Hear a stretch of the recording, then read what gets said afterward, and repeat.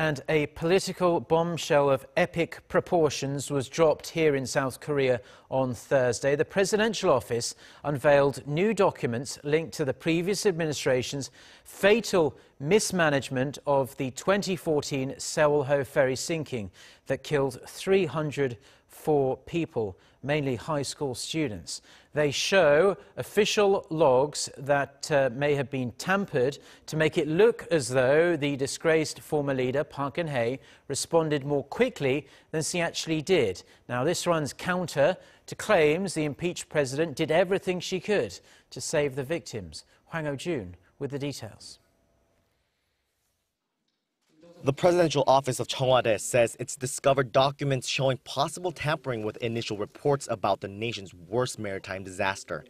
Presidential Chief of Staff Jong-seok, making a surprise visit to the Blue House Press Center Thursday afternoon, said the documents were found in the Crisis Management Office at Cheong Wa Dae as the new administration was updating its crisis management manual.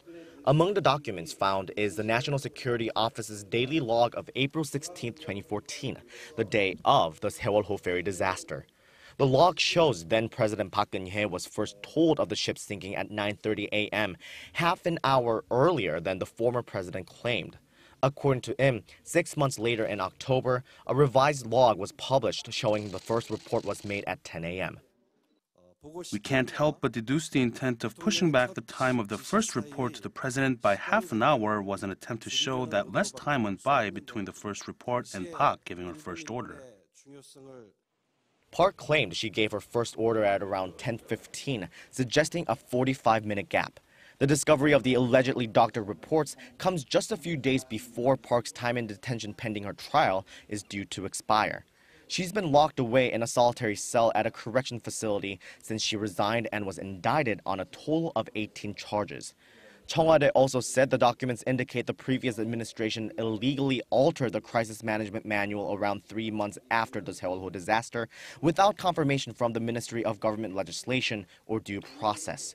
The Blue House said the Park administration crossed out the paragraph where it says the National Security Council is in charge of dealing with all major disasters or accidents, writing instead that it's the control tower for only, quote, security-related incidents.